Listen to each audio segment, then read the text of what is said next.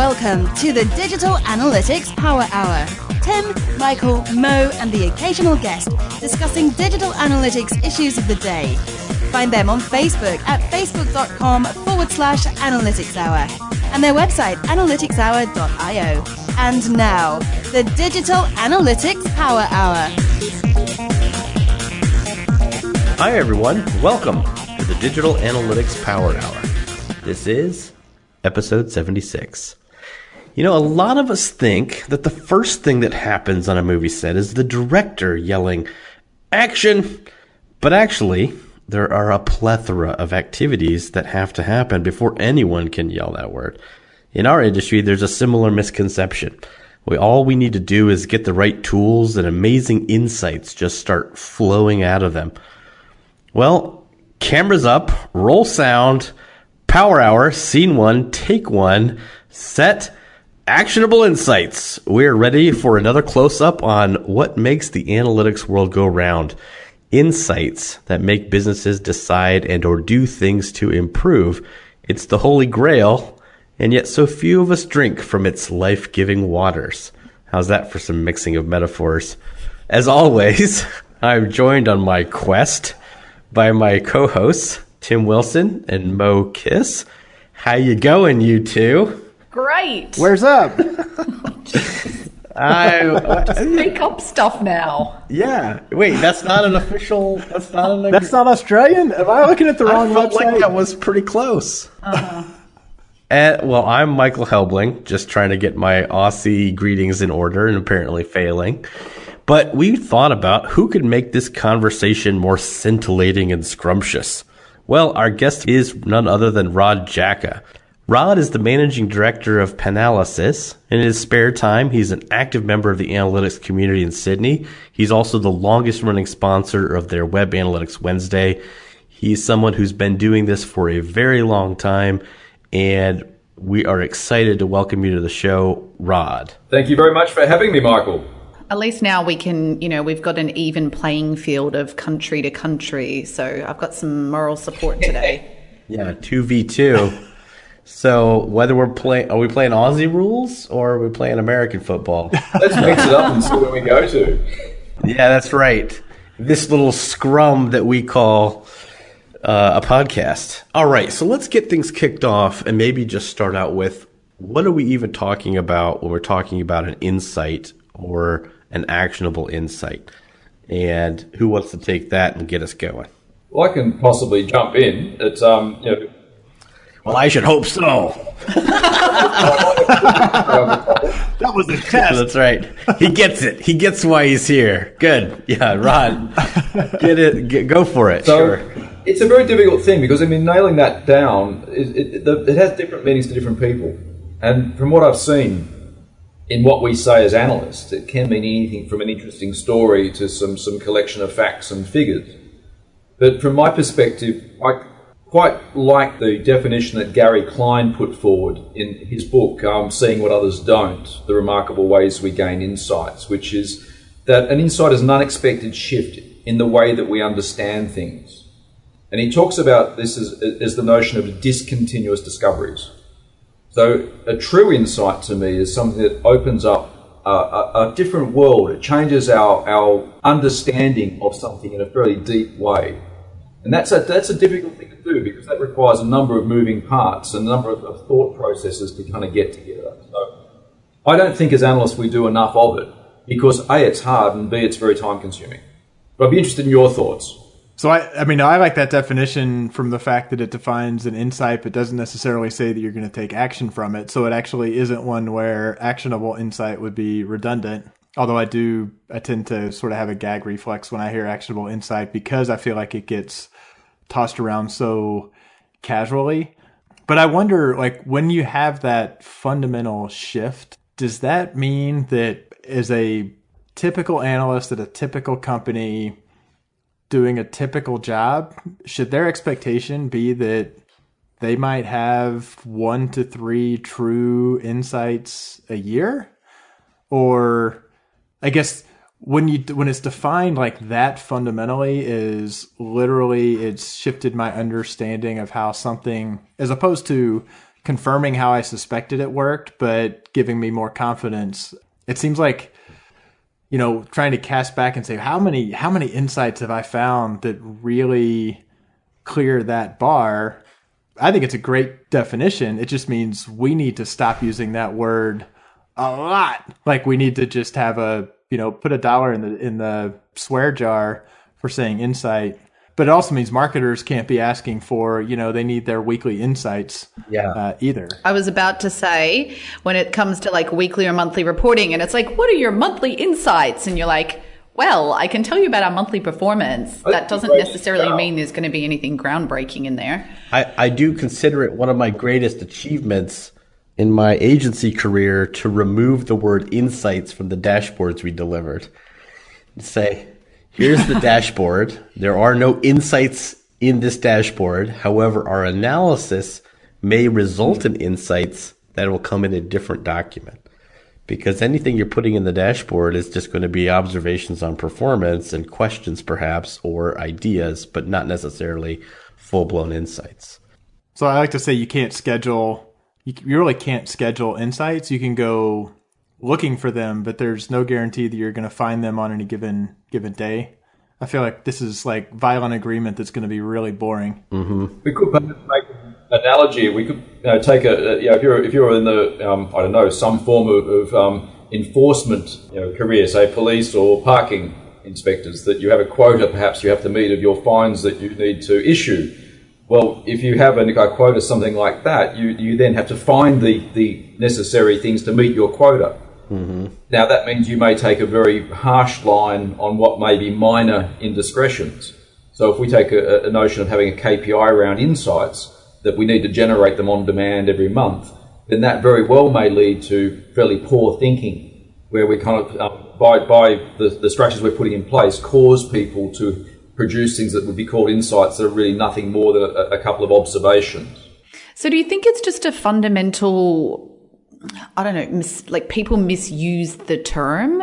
Is that kind of what it boils down to? Is like, and particularly, and I agree with Tim on this, yes, we actually agree, but actionable insight just makes me go a little bit nuts, and I kind of cringe every time I hear it. But yeah, I mean, is it that we fundamentally misuse the word? Like I've had people say to me before, like, oh, we don't want you to give us recommendations. We just want you to give us the insights. And I'm like, huh? How do you have an insight without some kind of recommendation? And it's like, no, that's actually the job for like the people that own this space. You just need to give them those nuggets of gold. And I'm like, okay, I'm going to go to lunch now. Nuggets. Well, I think what's happened is that it's a little bit of a self-fulfilling. You hear about some grand insight that was uncovered and it hits a blog or a trade publication or something, and then the insight came from the data, and then that leads the author to talk about how everybody has this data and this needs what needs to be what we're looking for. All of which is totally true, but that then shifts to, yes, we'd like some of that too, please, from the marketer and sometimes the analyst as well, saying insight driven by data. I have data, therefore I want insights.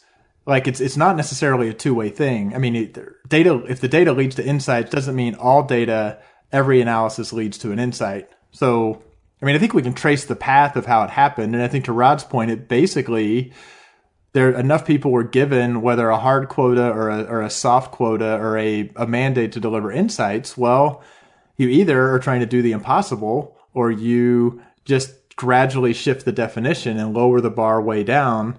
And then you say, yay, I've hit it. And in that way, you've got the label in the report and you've got stuff under it that is information that the recipient didn't have.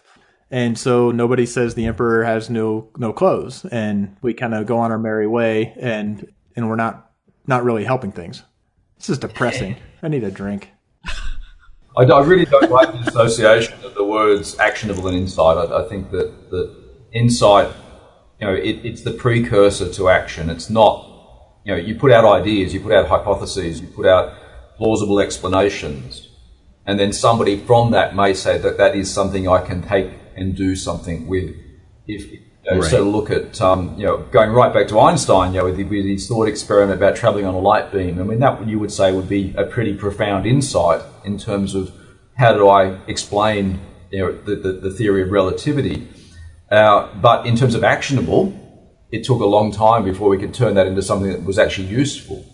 So I think that as a kind of parable for how do we generate insights, we've often got to allow the mental freedom to experiment with ideas that don't necessarily make sense at the time, but in discussion with others that then lead into ideas that we can progress into an experiment, and the results of that experiment then taken away as learnings that we can apply to a business context. Right. I was thinking about that the other day because we had an experiment that basically was just completely inconclusive. It was meh. And then everyone's like, oh, but there was an A/B test. Like, what are the results? What should we do? What are we going to implement? And it's like, actually, the learning is we're not going to do anything. They performed exactly the same. Like, there's nothing to do here. And people, like, it was this really hard thing to communicate because people like, oh, but we've done something and there should be something. And to me, I go, okay, well, there's a learning here. That's not the same as like, our action is to do nothing. But I don't know, it just seemed this thing that people couldn't get their head around. Yeah, I think that we're novices as a profession when it comes to experimental design. And I think that, when you look at tools, I won't name names because I think that's not appropriate, but a lot of the tools out there will have very low bars to what they consider to be a statistically significant result. And even that word is very, very, very misunderstood in our community. Because effectively what we're saying is that we're reducing the probability of us getting a wrong decision. I love the XKCD jelly bean cartoon because I can use that quite illustrative way to say, okay, therein lies the problem. It's kind of hard to explain without seeing the visuals, but if you had Googled SKCD hypothesis testing, you'll find the cartoon, and perhaps we can put that in the show links. Definitely. And really what it's saying is out of, take 20 tests, if you set a 95% confidence level, that you are likely to get one positive result for the fact that you did nothing more than run 20 tests. So when you set the confidence level to 80% or lower, you are going to get a test every 5 times, a positive test every 5 times. Now, that doesn't necessarily follow that that's true behaviour. And it's also quite a significant risk when we start to use machine learning models, for instance, in training data sets, because we may very well find patterns that are spurious. Now, it depends on what we do next, which is fine. We can use these sorts of tools as workflow tools, but how do we take that and turn it into something that is actually meaningful for business? In that case, we've got to design experiments that we can then execute and then observe the results of the experiment to see whether it did or did not actually make a difference. And experimental design, I think, is a topic that really needs to be much better explored in our industry. I agree with that. And before we get too much further along, Tim, I also need to just go on the record as also not liking actionable insights. So there we go. All 4 of us now don't like it. So if you say that in our presence, you're going to get smacked in the head by Mo. I've got a question, Rod, which is about, and obviously the other guys will have some thoughts on this as well. When it comes to working with clients, I'm just really interested to hear how you manage that, because like I've seen written into contracts, this agency, we're going to deliver 8 to 10 actionable insights every quarter. And it's like, well, how, like, you might be able to provide analysis, like, it's this, I've seen it in contracts, I've seen it in my own performance plans about how many actionable insights I'm going to deliver each month or quarter or whatever. Like, how do you manage that? Do you just go along with what the business says, or do you try and educate them, or how exactly do you approach that? I'll just say we don't write that into our contracts. I don't know about you, Rod. No, there's no way in the world I'd want to put any form of KPI or obligation for us to do that, because I think that'll be setting ourselves up for failure. My job really is to be there as a facilitator, and in my team as well, in terms of how they deal with their clients. I mean, our job is to pose questions, and if anything, the value that we bring to the table is to help our clients ask better questions. Because I would be very arrogant to say that we understood a client's business better than they did themselves. In fact, I'm quite... you would know when people started banning this around a few years ago, the notion of the hippo, the highest paid person's opinion, always won. And it was a great story. But often what you do find is that there is a lot of implicit knowledge in people that have been professionals in their industry, and we need to respect that. What our job is to take their implicit learnings, their gut feelings, and turn that into a structure that we can then help them to realise is something true or false on a scale of probabilities. Right. So it's a facilitation role that I see it, rather than I don't know their business. So I can't come up with a magic hat and say, cast the data wand across the top of it, pull our rabbit out and say, there you go, there's a really nice shiny rabbit for you to go and take away and play with. Doesn't work. I want to make sure we ultimately do want to help whoever our stakeholders are make decisions and take action. So the way I'm sort of feeling like we're framing it is, okay, when qualifying questions, when they're asking questions based on what they know from their experience, based on whatever data, whatever point we brought to the table, when they ask questions, I feel like it's totally fine to say, okay, let me try to play out the different ways that the answer to that question might turn out, and make sure that there are sort of different paths you would take, that we can frame a couple of different potential answers to that question that would lead to different behavior. Otherwise, what are we doing? If no matter what the answer is, you're not making any change.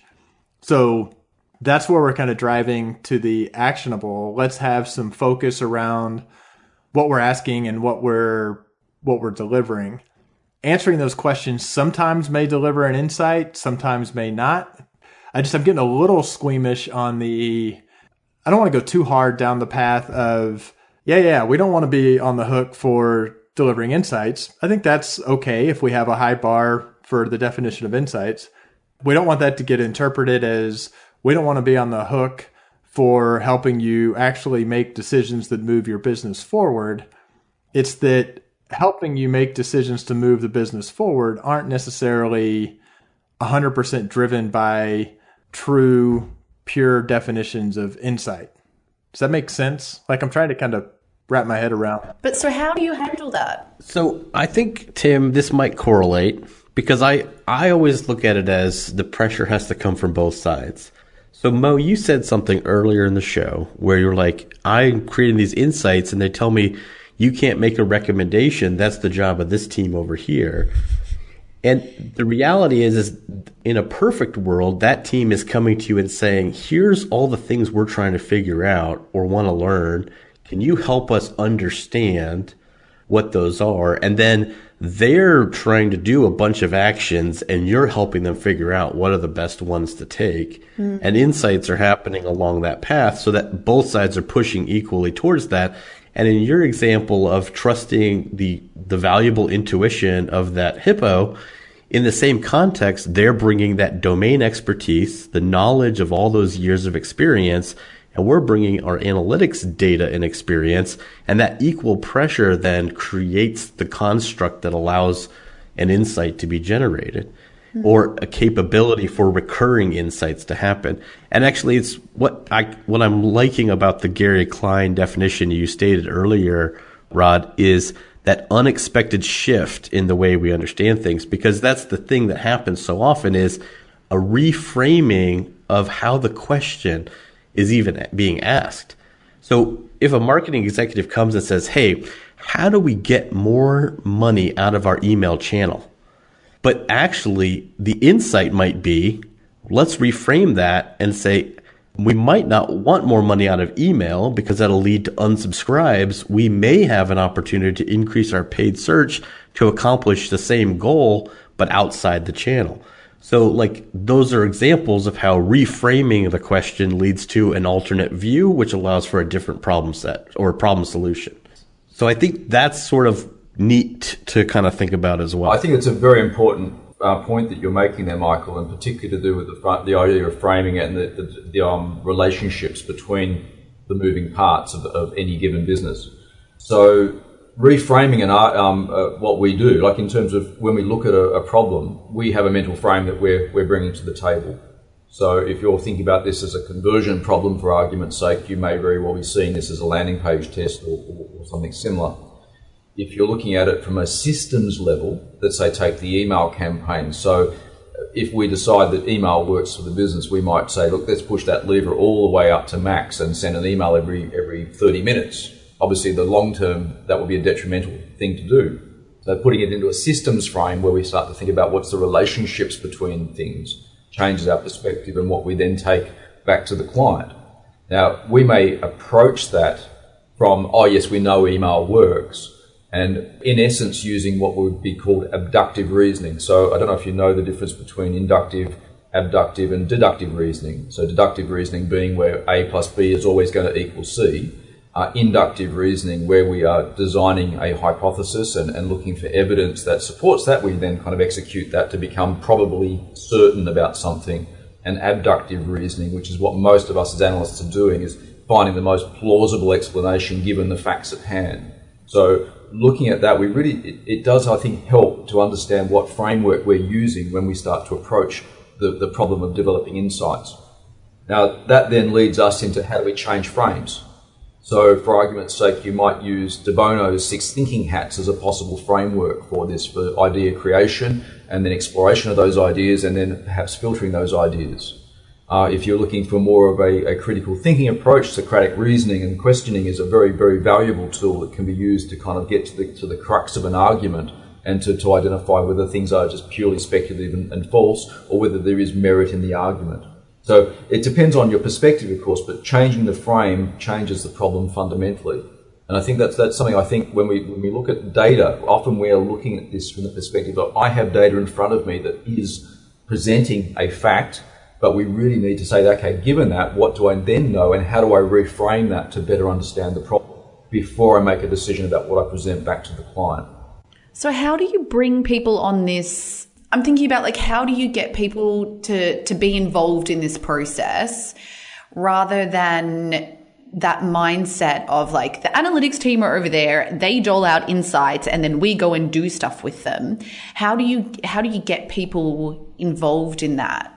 I'm in a privileged position because, you know, I've been a consultant for a very long time. I've been in this industry for a very long time. I think it's 20 plus years now, which is kind of crazy when I think about it.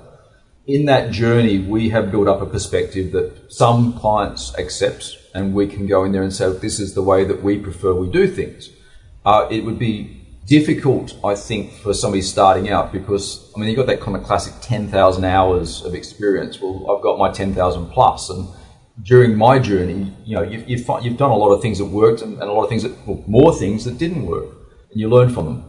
My challenge right now as the owner of a business that does analytics for other people is to bring a team up on that journey. Mm-hmm. And the only way we can do that is through nurturing and mentoring and providing the opportunity for people to explore as they progress through their careers from the very basics of how do I pull data and how do I visualize that data through to how do I actually interpret and apply that data in a business context.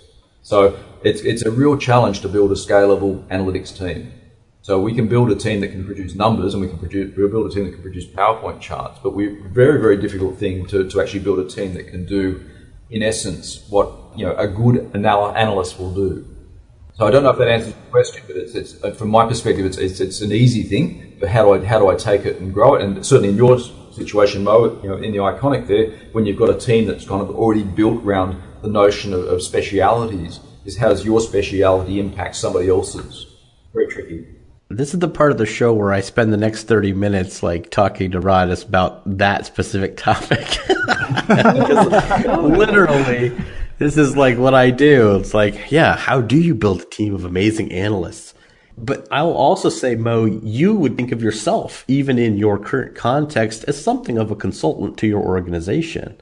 Oh, for sure. Yeah. I think the two managers at agencies building teams sort of took Mo's question and ran with the how do I build the analyst mindset. And I think, Mo, your question was more around Michael, the way you framed it, where it's like it's two parties coming together.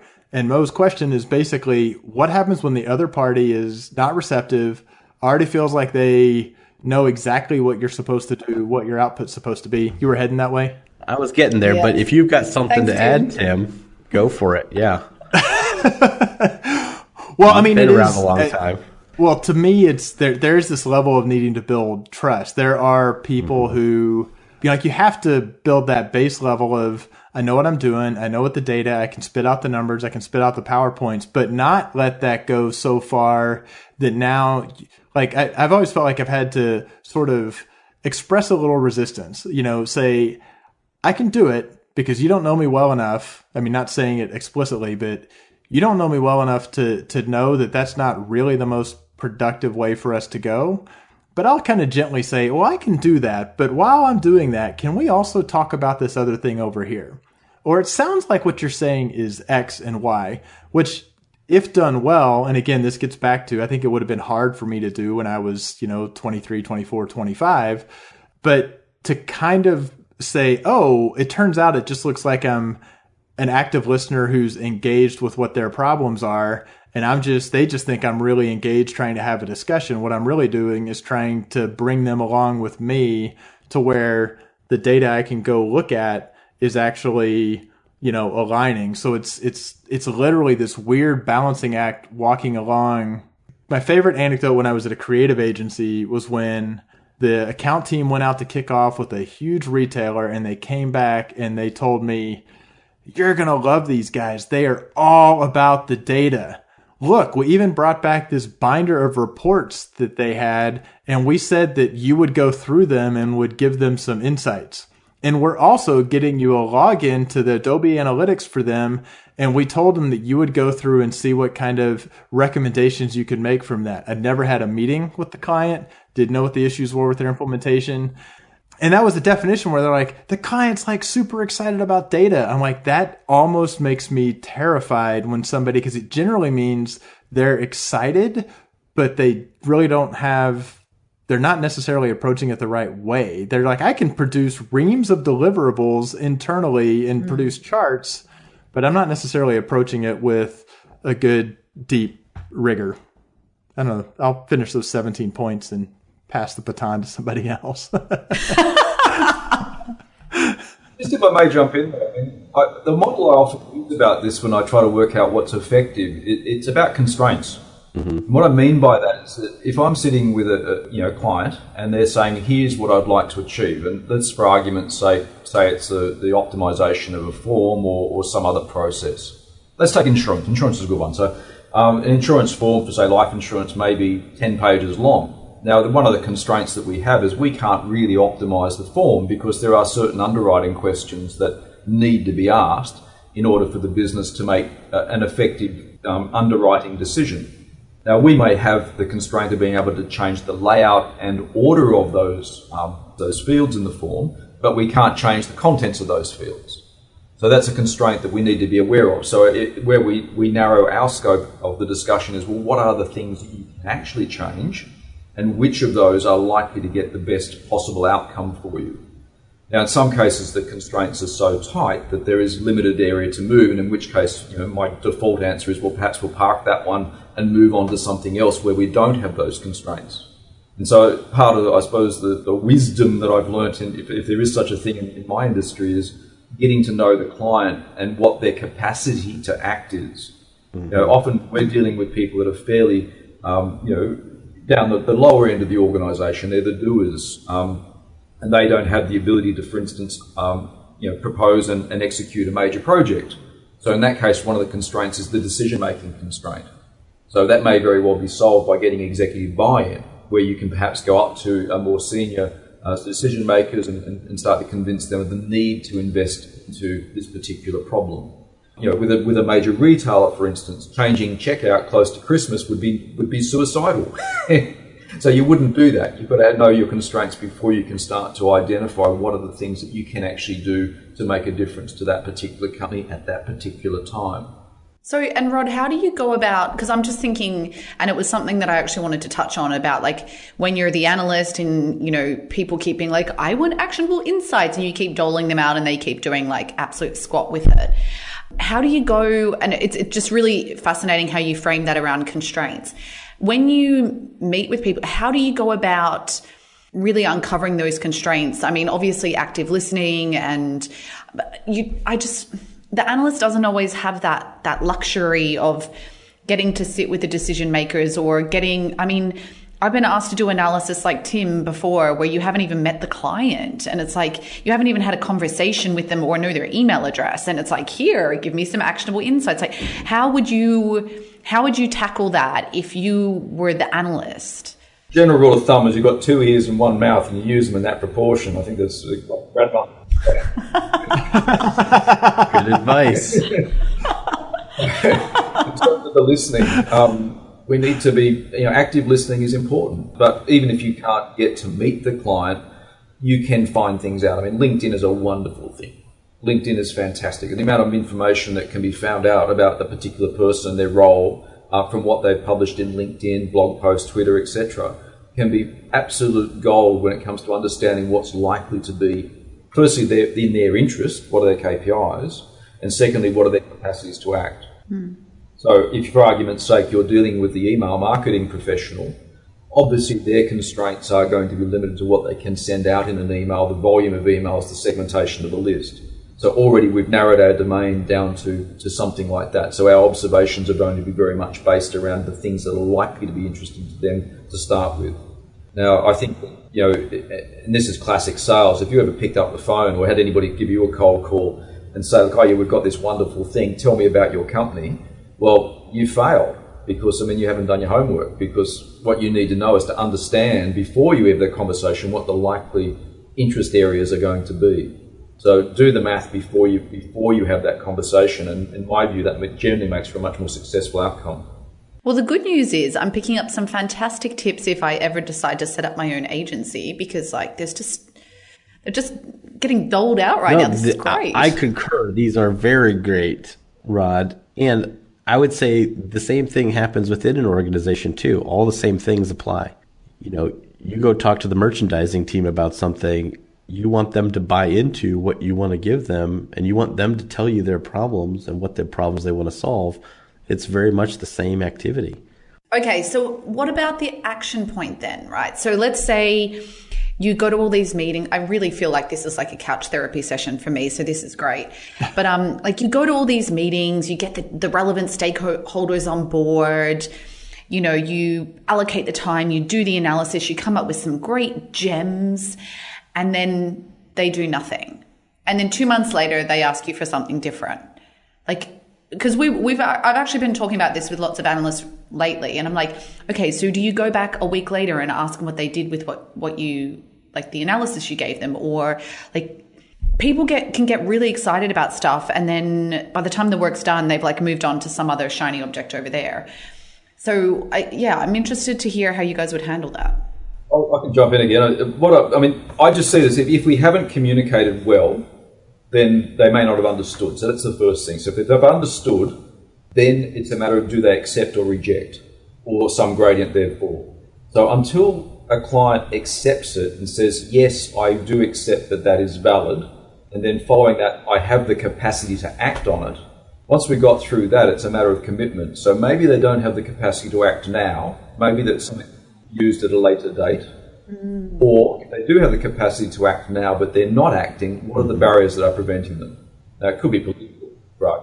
There may very well be inertia. Yeah. So in keeping a record of these, it's really a matter of saying, do they accept or reject the argument that you're presenting first up? Now, often, these sorts of things, when they drift, in my experience, have been a form of polite, we don't accept. We don't want that recommendation. And people don't really challenge you to say, actually, no, that's a piece of poo. Don't want to have anything more to do with that.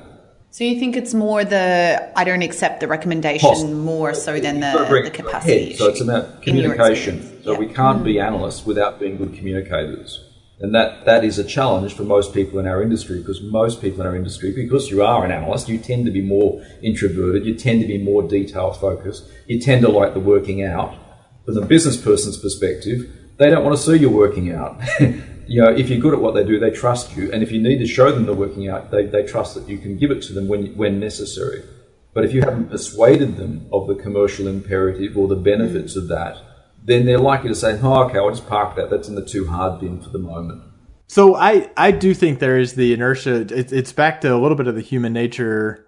And I think the solution is still the same, regardless of whether it's they don't accept or whether it's too hard and they don't want to put the effort in to actually make the change, or any change they make, there is a risk, right? If you do the same thing, you rarely get punished. If you make a decision and it goes well, you get rewarded, so there's upside. But if it goes poorly, you get punished. So in the absence of, and you can't make a guarantee. So back to, as you were talking earlier, I mean, the voice of Matt Gershoff in my head saying, analysts misunderstand their role. We're operating under conditions of uncertainty, and analysts don't understand that uncertainty can't be eliminated. And marketers and product managers also don't embrace that. So when you've got that and you're not comfortable living with, yes, I'm making a recommendation, and I, the stakeholder, need to invest effort in order to make a change that there is no guarantee, the analyst won't promise me or guarantee this, it's sometimes easier to not make the change. But I think back to the point of probing and asking and listening and putting it on yourself to say, what can I do? Was it that I didn't convince you? I mean, not saying it that way, but hey, I understand we didn't make this change. And that is my assumption, is that's the right thing, is we didn't take that action. But for me to be better at my job, can you help me understand why? And if it's, hey, well, yeah, we plan to, we're heading into holiday, we have to do it in February. Great. I'm going to make a note on my calendar and say, I'm going to come back in mid-January, because they don't really have any reason to necessarily remember it. If they say, well, we sort of thought about it, not sure we really bought it, then I'm going to say, what can I do to validate it farther? So, I mean, again, to Rod's point, it comes down to the communication and the listening, that, you know, people aren't trying to do the wrong thing. They're not trying to undermine the analyst, but it just takes a tiny little disconnect, and then nothing happens and people get frustrated and left scratching their heads. Yeah, I think it was, for me, a very big learning or turning point in my analytics career when I realized that most decision making is emotional, not rational.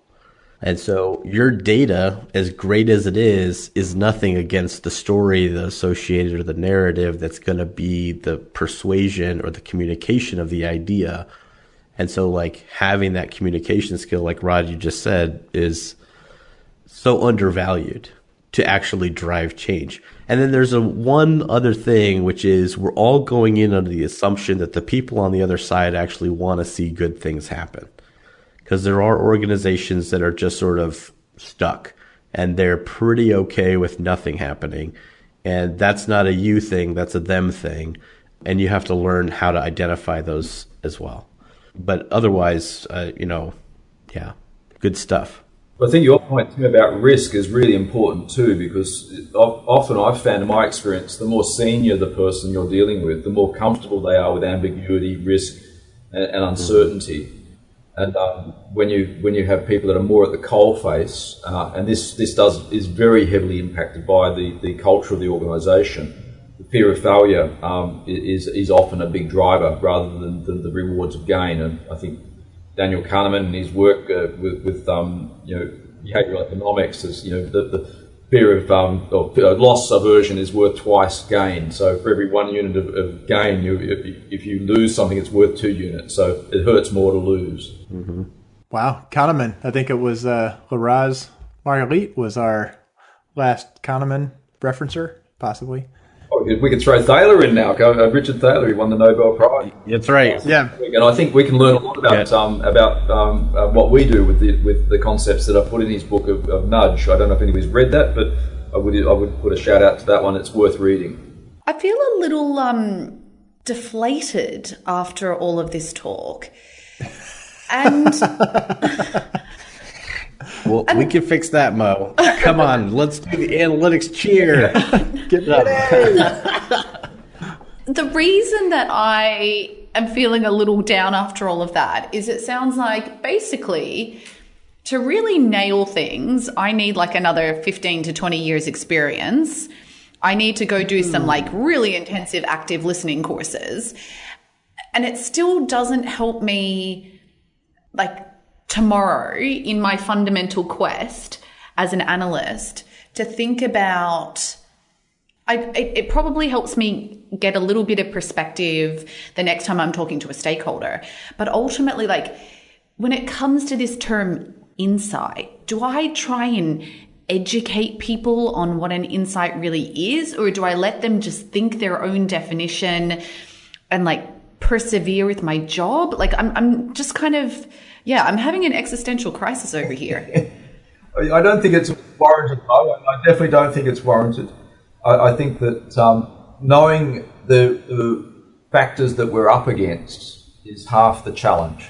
You go in there with your eyes closed, thinking that if I just keep pushing harder, that it's going to make a difference is not a recipe for success. I think even just the simple concept of reframing and starting to think through that, well, what are the frames that I'm operating in, is very empowering to people once they get it.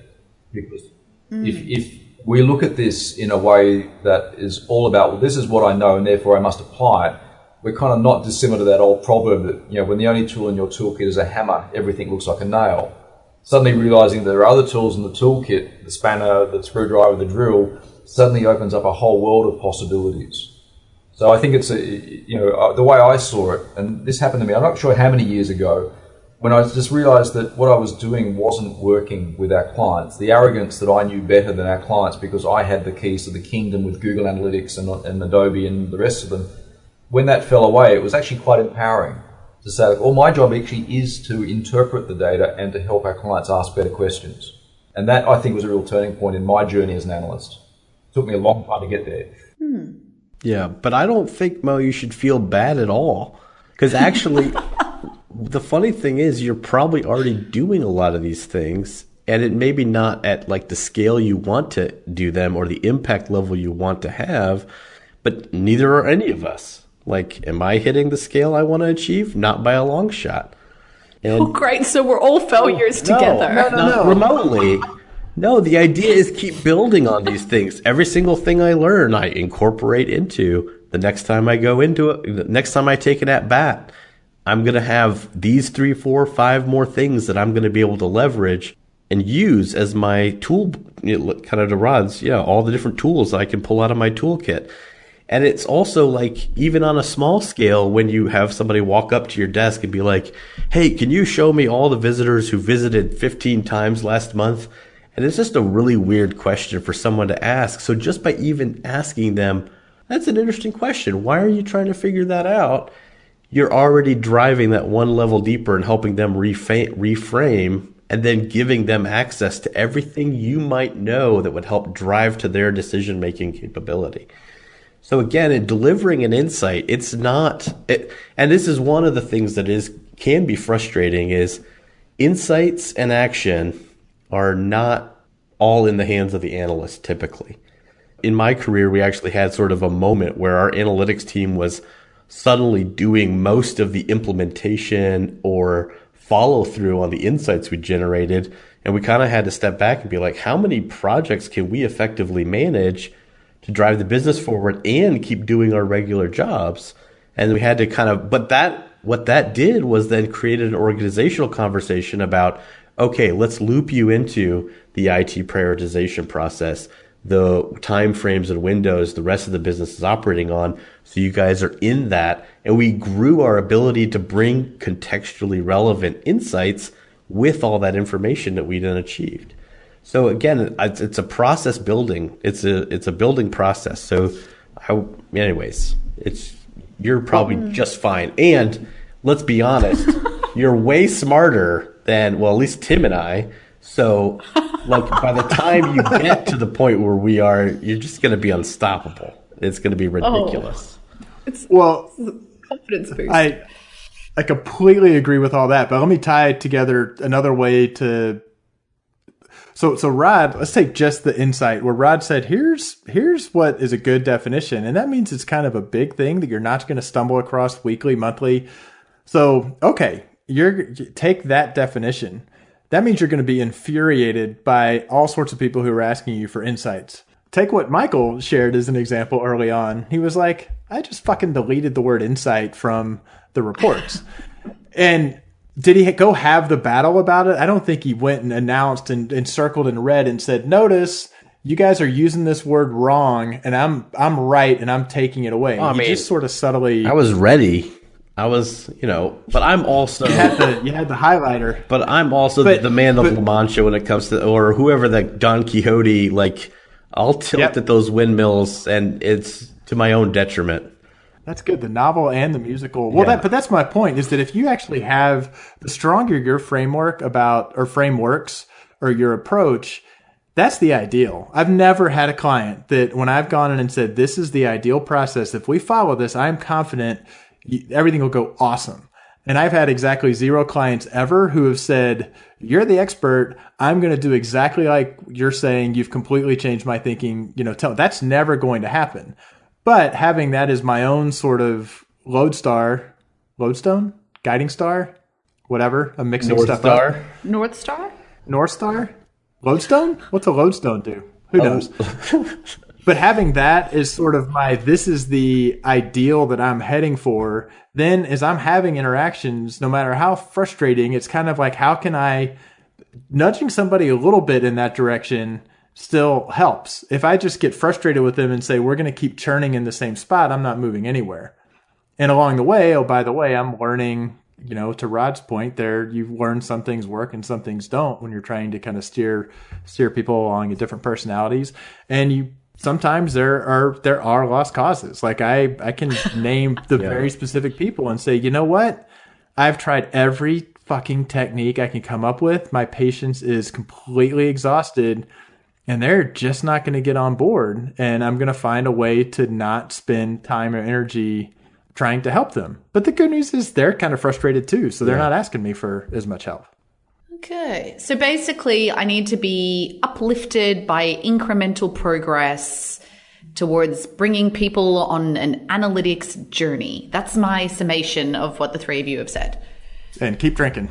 I would say, think of it as you always want to grow. It's like it's a profession. It's not something you say, okay, I've just done a uni degree, I've walked out, I'm an analyst, that's it. You just kind of get better and better and better at it. And I think that if you're constantly challenging yourself and looking at, well, what is my thinking on this? Am I right? How do I know that? That self-questioning, I think, is part of it. And yes, that means a lot of introspection, and possibly you get into a bit of like the doldrums every so often, but it does take you along a journey to the greater good. And ultimately, that's what Web Analytics Wednesday is for, to go and have a drink and talk about this stuff and, instead of crying yourself to sleep. Or any networking event or conference or podcast, Yeah, podcast for sure. Just to save all our listeners from having to write in on a specific topic, I'm just going to come back to lodestone for just a second. Oh, dear. So, Tim, a lodestone is a naturally occurring magnetic rock used in the first magnetic compasses. And so I think what you were trying to get to was using a lodestone to create a compass to guide you. And so You've referenced that, because I can look for the North Star, but then I'm only working at night. And frankly, some of my stakeholders work during the day. Exactly. So a lodestone helps me make my little compass. There you go. So sorry for that non sequitur, but there we go. I feel like we haven't talked about the North American definition of insight from Christopher Berry as much, but that's also worth a read. So I'm just going to give it a little shout out. All right. This is maybe one of my favorite shows we've ever done so far. And Rod, I certainly like the cut of your jib, sir. No, I think some really profound things that you shared from your experience, and I think our listeners will get a lot out of it. One of the things we do on the show is we do a thing called the last call. It means we just go around and share something we found recently that we think might be of interest to people. So I don't know who wants to start, but let's do last call with everybody. Brad, start. Two things I was thinking about when I proposed with this.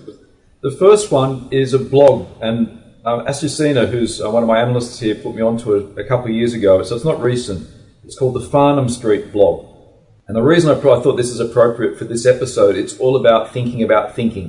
The other one, which is a bit cooler, is a website called windy.com. So if you want to find out what the weather patterns are in your area, the wind, the ocean, the swell, the clouds, the rain, fantastic visualization of data. Whoa, you're not kidding. And that was also brought to me by Brandon, who's one of my analysts here as well. So Nice. I should try to get my analyst to tell me cool things that I should look at. I'll take one that is not particularly pertinent to the episode, but I kind of just backed into stumbling across it. So it is warning. It is Adobe specific, and it is definitely kind of tactical specific. But Trevor Paulson and Jared. Are you about to steal? Oh, you jerk!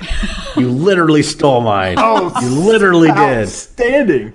Trevor Paulson, Jared Stevens from Adobe, datafeedtoolbox.com. That's outstanding. I guess I could try to go with a different one. You want me to do a different one? Totally took it. Nope. Keep going. I'll scramble. It's only got a handful of posts, although they're posting fairly regularly. But it's Adobe's data feed, so all the stuff that isn't Adobe's environment for actually getting data out. That's your punishment for stealing my last call. Datafeedtoolbox.com. It's basically the data feed, getting the raw hit data streaming out of Adobe, which Adobe doesn't really talk about that much. But Trevor and Jared are both at Adobe, both super sharp guys, and they literally walk through like, oh, if you have the data feed and you're going into Hadoop, here's this thing you can do with it with R or something else. And my dog approves of the datafeedtoolbox.com.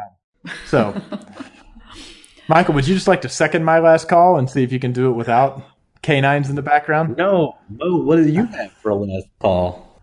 Okay. So I found a really interesting post by a guy called Jeffrey Schaefer, and he's a lecturer, and he's built a tool that allows you to change the Tableau version of a report that you've built, which came in quite handy. So for anyone that's a big Tableau user, I found that one really interesting, and we'll make sure to put it in the show notes. But I also wanted to do a particular call out this month to any listeners who haven't joined the Women in Analytics chat group on Slack. We have got some of the most fascinating resources and discussions going on in that channel. And I just want to do a big shout out and say thank you so much to the amazing community. We've got men, we've got women, and the conversations have been terrific. So if you're not already signed up, I really encourage you to join the Women in Analytics chat channel on Slack. Very nice. And what about you, Michael? Well, it was going to have a really good one, and frankly, you explained way better than you did, Tim. So, well, feel free to do Trevor that. Paulson, who actually had the pleasure of meeting at the DA Hub a little while back, has a great blog he had some of his coworkers work on. So that is actually a really great blog that helps kind of go that next level with any Adobe Analytics implementation. You're not really doing it right until you're working with data feeds. So that blog is a really good one. So there's a good amount of information out there in the GA360 world on how to get into BigQuery and that sort of thing, but not much on the data feed side of the world. So a welcome addition. So yeah, thank you, Tim. Thank you so much.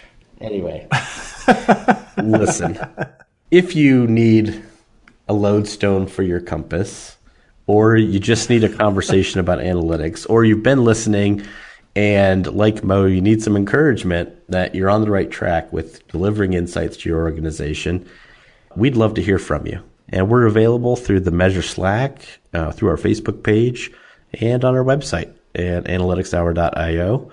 And we'd love to hear from you.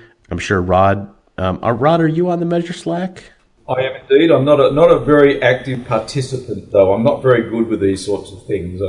That's fine. Are fairly limited. As long as people know where to find you, I think that's the important thing. And I think certainly you've got a lot of wisdom to share. So look him up and ask all your questions. And then he'll be like, man, why did you make me answer all these questions? I've got a business to run here. No, but we'd certainly love to hear from you. And Rod, thanks again. Really loved what you shared. I think it was really excellent. As for my two co-hosts, Mo and Tim, everybody out there, keep analyzing. Get into those insights.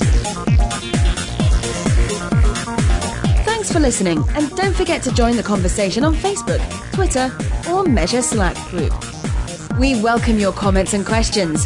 Visit us on the web at analyticshour.io, facebook.com/analyticshour, or at analyticshour on Twitter. So smart guys wanted to fit in, so they made up a term called analytics. Analytics don't work.